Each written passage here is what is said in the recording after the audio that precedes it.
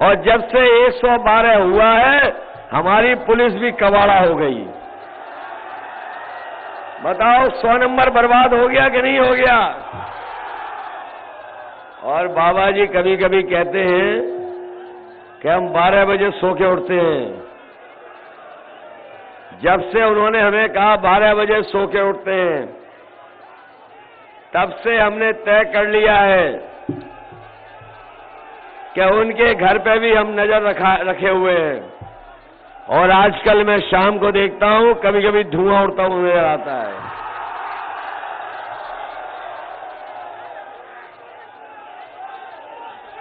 और अब तो उन्हें नींद नहीं आ रही आजकल। रात में 12 बजे 1 बजे उठ जाते हैं और धुआं मांगने लगते हैं कि धुआं लाइए तभी नींद आएगी। अभी कुछ दिन पहले मैंने पुताई वालों को जाते भी देखा उनके घर के पास से। मैंने रोक कर पूछा कहां जा रहे हो? तो बोले कि जो धुएं के काले धब्बे लग रहे हैं उन्हें पोतने जा रहे हैं। बताओ बाबा जी जा रहे हैं कि नहीं जा रहे हैं? और गोरखपुर पहुंच रहे हैं कि नहीं पहुंच रहे हैं? उन्हें तो पहले ही पैदल पैदल कर दिया पैदल पैदल कि नहीं? ये जन समर्थन जब वोट पड़ेगा, और मुझे तो ये लग रहा है कि इस बार ललई जी के पक्ष में यहां पर इतनी धुआंधार वोटिंग होने जा रही है,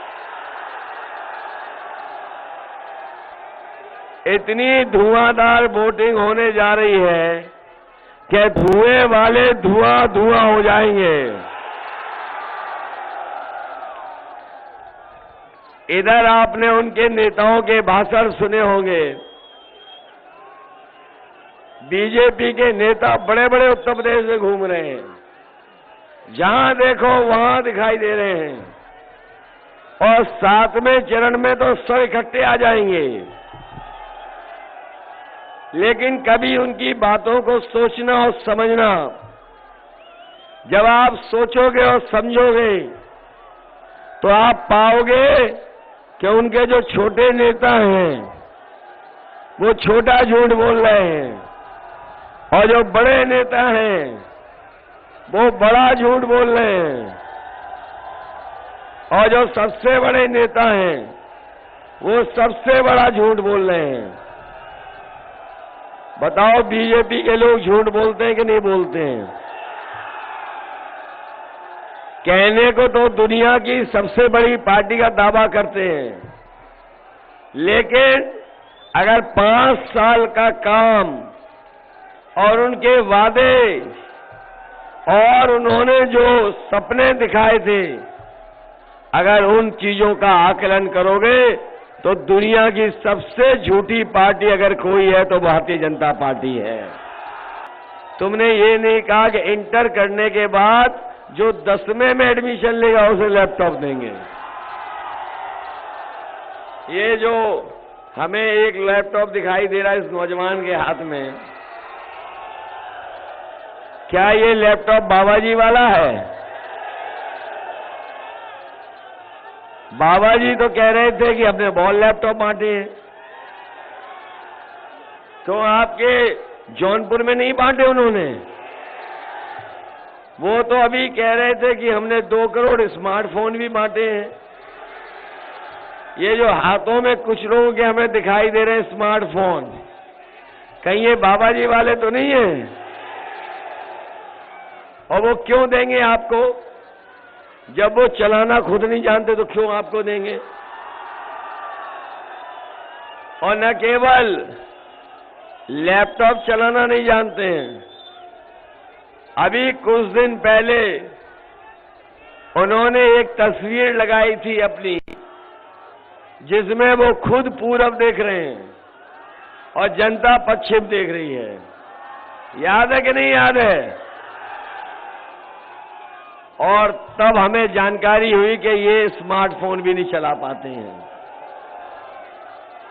नौजवानों, हम ये कहना चाहते हैं कि अगर आज के समय पर कोई टेक्नोलॉजी को नहीं जानता है, इंटरनेट को नहीं समझता है और हमारे मोबाइल और लैपटॉप की कीमत को नहीं समझता, तो वो बताओ प्रदेश कैसे चलाएगा? या पुलिस की बताओ, 3 साल से कोई फौज में भर्ती हुई हो तो बता दो। इसलिए हम उन गर्मी निकालने वालों को कहना चाहते हैं कि समाजवादी सरकार आएगी तो अपने नौजवानों के लिए भर्ती निकालने का काम होगा। न केवल पुलिस में भर्ती होगी, बल्कि फौज की भी भर्ती निकलवाने का काम समाजवादी सरकार में होगा। इधर नौजवानों की उम्र बढ़ गई है। 3 साल जो बीमारी आई, जिसके कारण हमारे नौजवानों की उम्र बढ़ गई, उत्तर प्रदेश में तो आयु सीमा की तो छूट देंगे ही देंगे, लेकिन हम फौज के लिए भी दिल्ली से कहेंगे कि जब 3 साल फौज में भर्ती नहीं हुई है तो कम से कम आयु की सीमा की भी छूट हमारे नौजवानों को मिलनी चाहिए। बताओ, मदद करोगे आप लोग?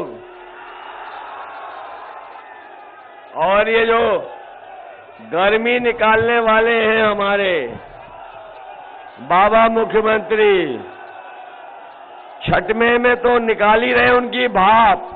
बताओ, 7वें चरण में जौनपुर वाले उनकी भाप निकालोगे कि नहीं निकालोगे? ये जो गर्मी निकालने वाले हैं, जब जौनपुर में आएंगे तो अपने आप भाप निकल जाएगी उनकी। और जब से 112 हुआ है, हमारी पुलिस भी कबाड़ा हो गई। बताओ, 100 नंबर बर्बाद हो गया कि नहीं हो गया? और बाबा जी कभी कभी कहते हैं कि हम 12 बजे सो के उठते हैं। जब से उन्होंने हमें कहा 12 बजे सो के उठते हैं, तब से हमने तय कर लिया है कि उनके घर पे भी हम नजर रखे हुए हैं। और आजकल मैं शाम को देखता हूं, कभी कभी धुआं उड़ता हुआ नजर आता है।